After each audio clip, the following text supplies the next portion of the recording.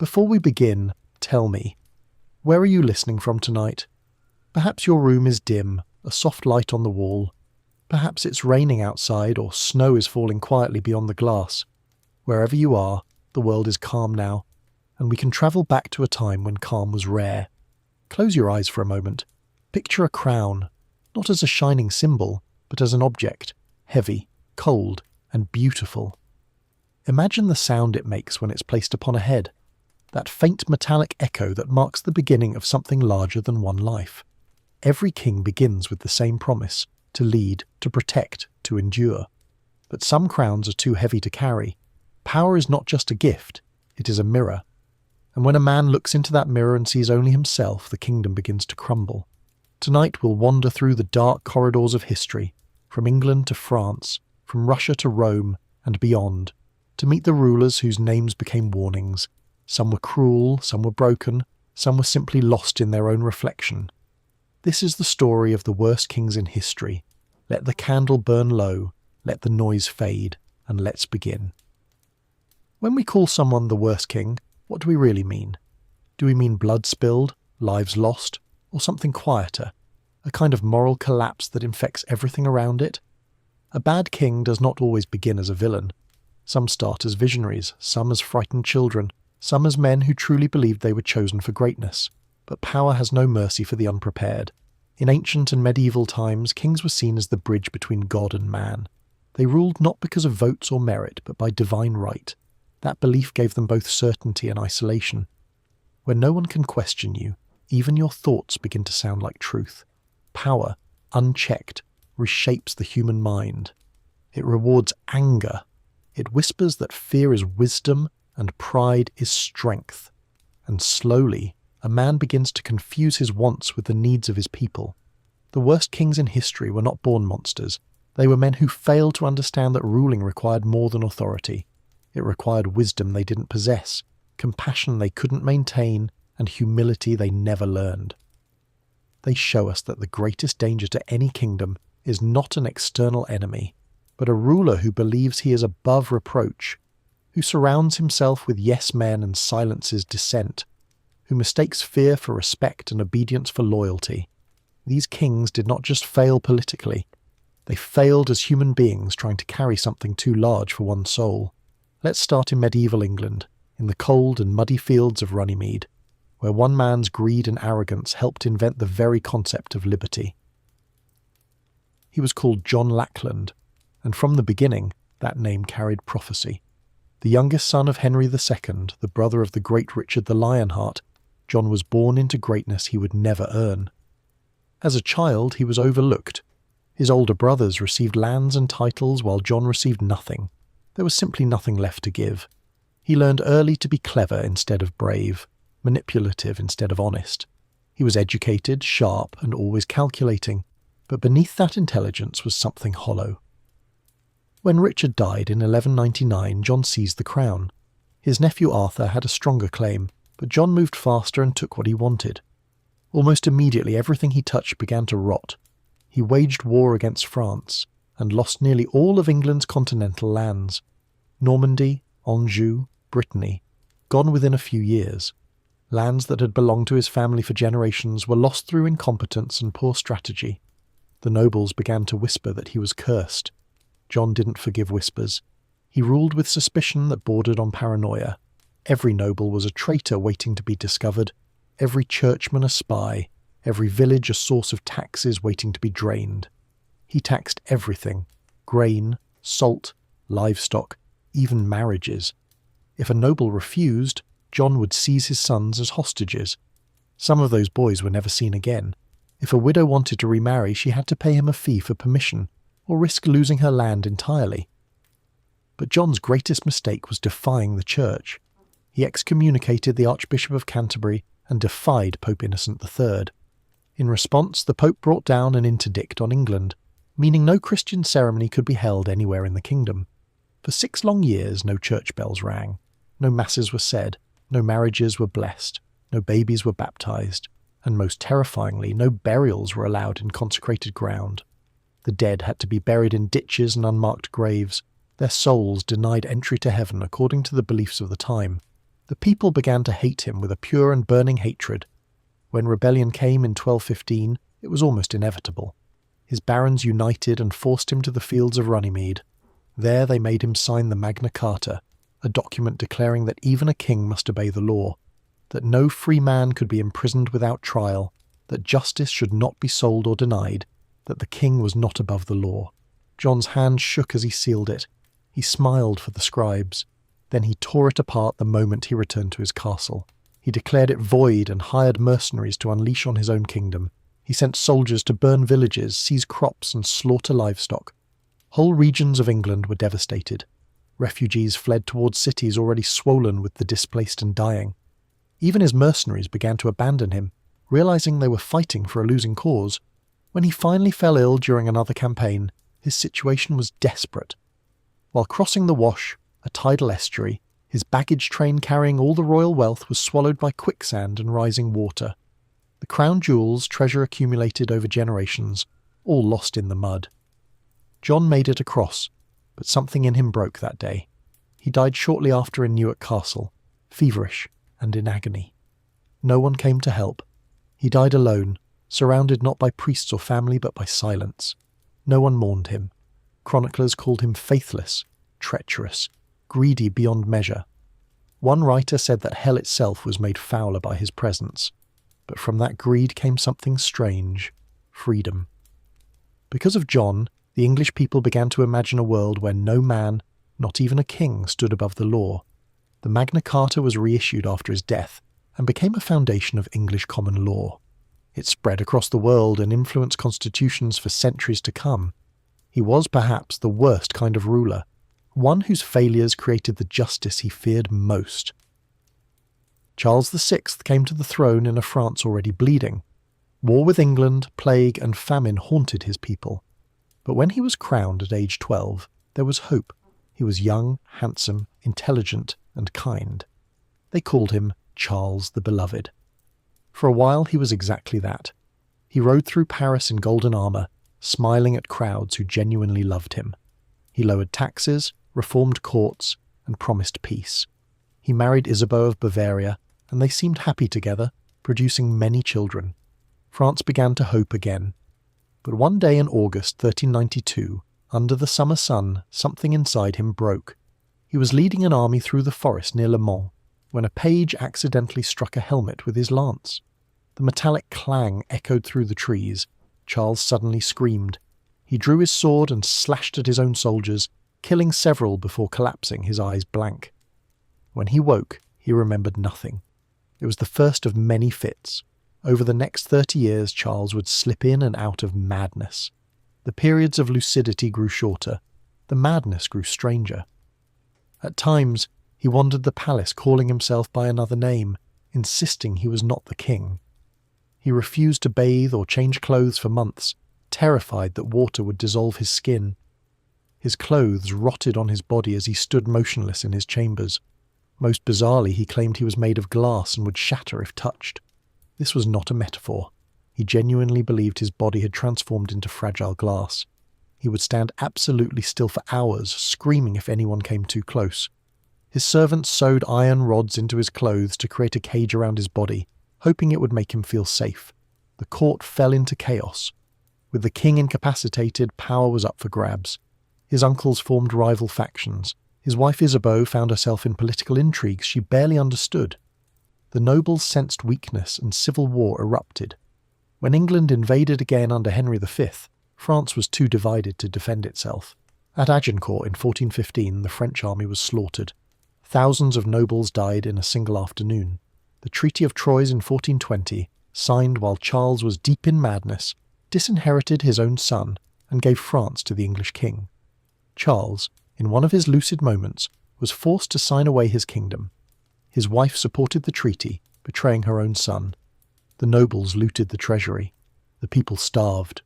For 30 years, France wandered leaderless, while Charles sat in his chambers, sometimes muttering prayers, sometimes asking if France was safe yet. Could someone please tell him if France was safe? When he finally died in 1422, his hair was thin, his mind was gone, his body wasted. He had outlived most of his children and seen his kingdom torn apart. The people buried him without much ceremony.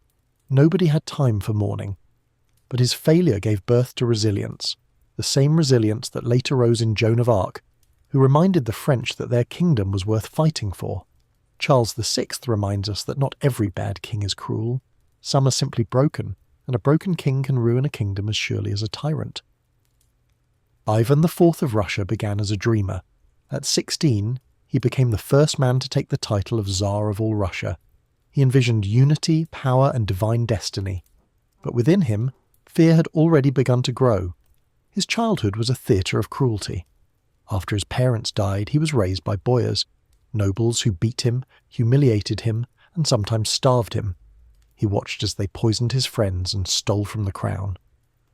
By the time he took the throne, he had learned one lesson: trust no one. For years he ruled wisely. He built schools, reformed laws, and expanded trade. He married Anastasia Romanovna, and for a time, her love seemed to calm something in him. Then Anastasia died. Many believe she was poisoned, and the old ghost returned. Ivan became convinced that everyone conspired against him. He created the Oprichnina, a secret police force of men dressed in black who rode with dog heads hanging from their saddles. They were meant to sniff out traitors.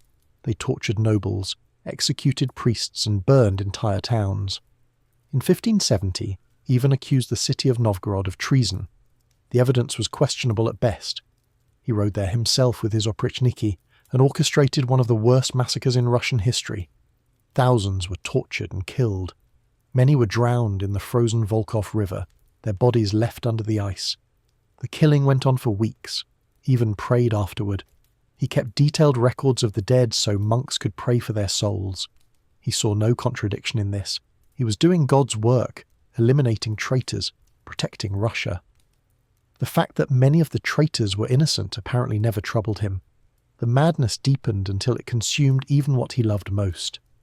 In 1581, during an argument, Ivan struck his son and heir, also named Ivan, across the head with his iron-pointed staff. The blow was fatal. The younger Ivan fell and died within days. The Tsar screamed. He held his son's body for hours, begging forgiveness, pulling at his own hair and beard. He had killed the one person who might have saved Russia from what came next. When Ivan IV finally died in 1584, Russia collapsed into what became known as the Time of Troubles. 15 years of famine, civil war, and foreign invasion. The dynasty nearly ended. The country nearly ceased to exist. And yet, to this day, some Russians still call him great. He expanded Russia's territory. He made it an empire. He broke the power of the old nobles, but the cost was written in blood. Ivan's story is not just about cruelty. It is about a man who tried to rule the world before he learned to rule himself, who let fear consume him until there was nothing left but rage and suspicion, who built an empire on the bones of his own people. Nero was a creature of contradiction, charming, poetic, and terrifying. At 17, he became emperor of the greatest empire on earth. He was taught music, poetry, and theatre by Seneca the philosopher, not governance or military strategy. At first, he was adored. He cut taxes, freed slaves, and performed for the people. He saw himself as an artist, a performer who happened to rule. He called himself the artist of Rome, and believed that his true calling was not politics, but performance. For 5 years, things went reasonably well. His advisors, particularly Seneca and the Praetorian prefect Burrus, kept him in check. But slowly, Nero began to chafe under their guidance. He murdered his mother Agrippina when she tried to control him. He kicked his pregnant wife Poppaea to death in a fit of rage, then mourned her extravagantly. He married a young boy named Sporus who resembled Poppaea, and made him dress as a woman. Rome whispered in horror, but no one dared speak openly. Then came the fire. In July 64 AD, a massive fire broke out in Rome. For 6 days and 7 nights, flames devoured the city. 2/3 of Rome was destroyed. Hundreds of thousands were left homeless. The ancient temples, the historic buildings, the irreplaceable libraries, all gone. Rumours immediately spread that Nero had started the fire himself to clear space for his building projects. Whether this was true remains debated by historians. What is certain is that Nero used the disaster to his advantage. He blamed the Christians, a small, secretive group that most Romans viewed with suspicion. He had them arrested by the hundreds. They were crucified, burned alive, or torn apart by dogs in the arena. Some were covered in pitch and set on fire to illuminate his gardens at night. Nero wandered among them, performing songs, watching them die. On the ruins of Rome, he built his Golden House, a massive palace complex with artificial lakes, marble halls, and rotating dining rooms. The ceilings rained rose petals and perfume. The walls were covered in gold leaf. He spent vast amounts of the imperial treasury on this monument to his own greatness. The Senate began to plot. The provinces rebelled. The military turned against him. When he realized the end was near, Nero fled Rome disguised as a servant. He hid in a villa outside the city, trembling and weeping. When he heard soldiers approaching to arrest him, he pressed a dagger to his throat but couldn't bring himself to push it in. His secretary finally helped him drive the blade home. As he died, Nero reportedly whispered, "What an artist dies in me." Not, "What have I done to my people?" or "Forgive me for my crimes." But, "What an artist dies in me." The world remembered not his songs but his screams. He became a legend, a warning about what happens when vanity and cruelty combine with absolute power. For centuries afterward, Christians believed he would return as the Antichrist. His name became synonymous with tyranny. Nero reminds us that talent without character is dangerous, that art without empathy is empty, that a man who cares more about his reputation than his responsibilities will always choose the former over the latter. Christian II's reign began with idealism. He was educated, intelligent, and genuinely believed he could reform the corrupt medieval kingdoms of Scandinavia. He outlawed the enslavement of peasants, protected the rights of the poor, and tried to limit the power of the nobility and church. In another time, he might have been remembered as a reformer, but his methods destroyed everything he tried to build. He trusted few people and made enemies of everyone else. He was paranoid, seeing conspiracies everywhere. He was cruel when he felt threatened, and he had a terrible temper that erupted without warning. When he conquered Sweden in 1520, he promised the Swedish nobility that he would rule fairly and respect their rights. They had resisted his invasion, but now that he had won, he swore there would be reconciliation. 3 days later, he had them executed. The Stockholm bloodbath, as it became known, saw over 80 Swedish nobles, bishops, and citizens beheaded in the town square. The executions went on for days. Blood literally ran in the streets. Bodies were piled in heaps. Christian watched from a window, believing he was eliminating traitors who would have eventually betrayed him anyway. The massacre sparked rebellion across Scandinavia. The Swedish people rose up in fury. Denmark's own nobles began to turn against him. Within 3 years, Christian was driven from all his thrones. He spent years wandering Europe as a beggar king, trying to gather support for an invasion to retake his kingdoms. He managed to raise an army and return, but he was defeated and captured.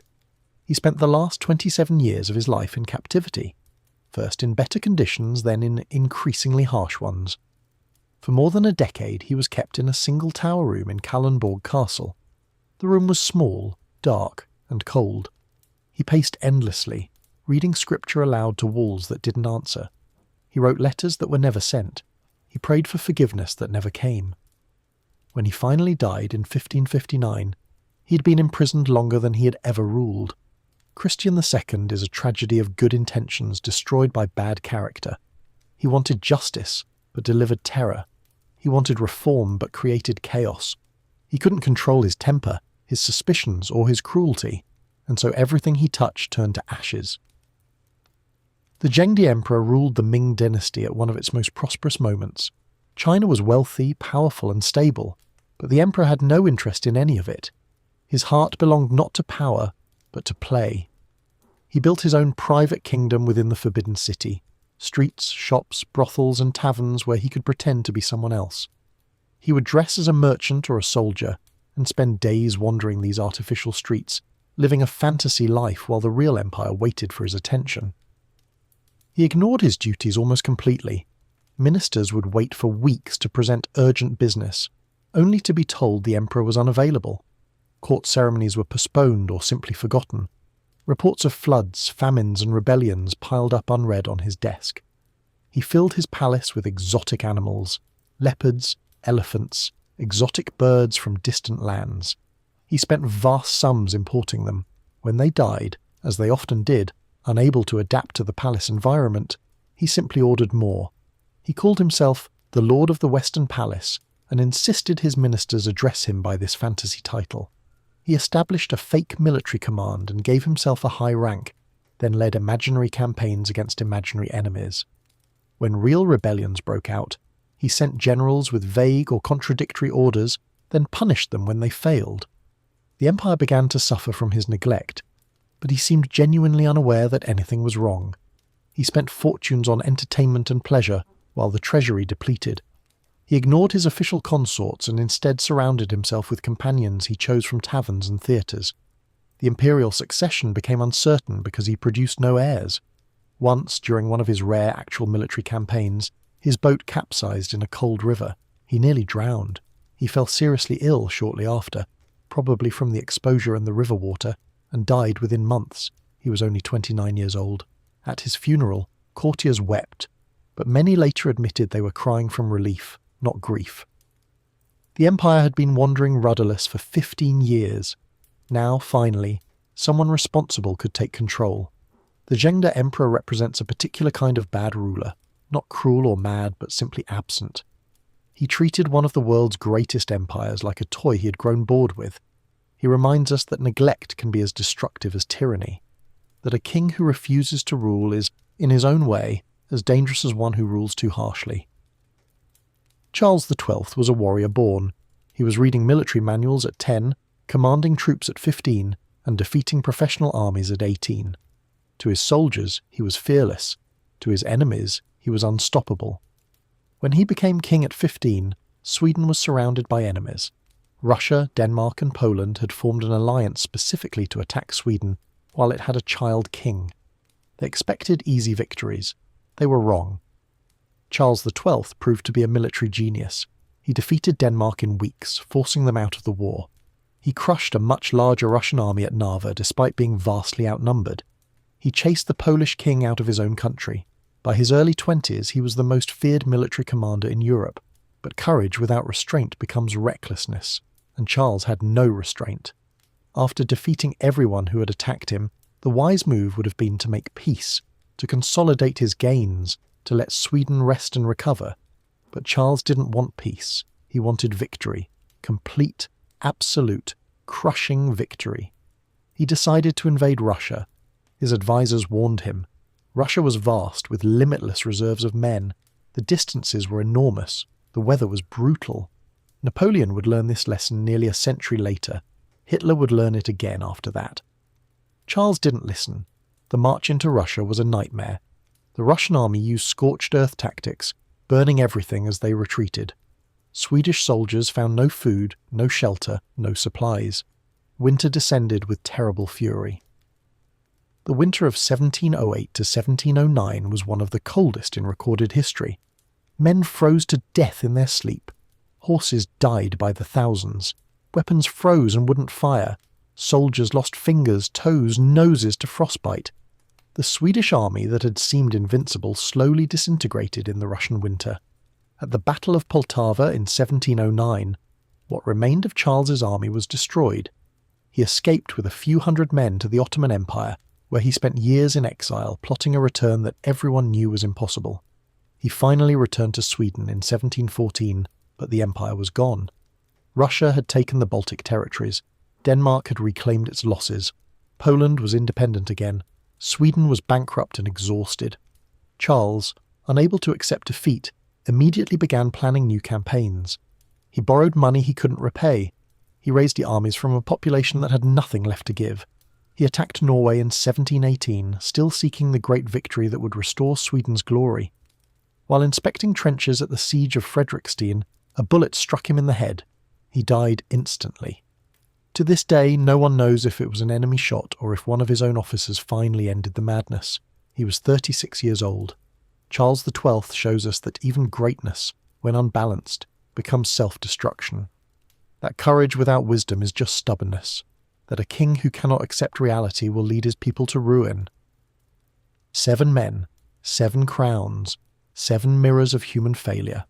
John's greed built rebellion and accidentally created freedom. Charles's madness tore France apart and taught the value of resilience. Ivan's fear turned to blood and showed that suspicion destroys what it tries to protect. Nero's vanity burned a city and proved that talent without character is meaningless. Christian's rage ended in decades of isolation and demonstrated that good intentions mean nothing without self-control. Zhengde's fantasy neglected an empire and reminded us that absence can be as destructive as tyranny. Charles XII's pride destroyed a nation and showed that even genius needs wisdom. Different lands, different centuries, the same pattern. Power reveals what already lives within, and without humility, every throne becomes a prison. History is full of kings who built great things, but we remember the ones who broke. The worst kings in history did not just lose battles or crowns, they lost themselves. They teach us that leadership without compassion becomes tyranny, that pride without wisdom becomes ruin, that a man without limits will always find the edge and fall from it. Their kingdoms are gone, their gold melted, their palaces turned to dust, but their mistakes still whisper to us, in every place where power tempts the human heart. So as the candle burns low tonight, remember, every crown is heavy, every throne has cracks, and the only true strength a ruler can have is the strength to see himself clearly, to know his limits, to value his people above his pride, to understand that power is not a gift to be enjoyed, but a burden to be carried with humility. These 7 kings failed that test. Their stories remain as warnings. And perhaps, in understanding their failures, we learn something about what true leadership requires. Thank you for listening to History for Sleep. Let these stories settle into your thoughts as you drift toward rest. Good night.